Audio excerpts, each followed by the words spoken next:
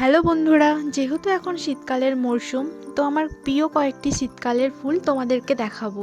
আশা করি এই ফুল দেখে তোমাদের ভালো লাগবে। এই ফুল সম্পর্কে কম বেশি তোমরা সবাই জানো, তো এই ফুল সম্পর্কে আমার কিছু বলার নেই। এই ফুল অসংখ্য পরিমাণে বিভিন্ন কালারের হয়ে থাকে।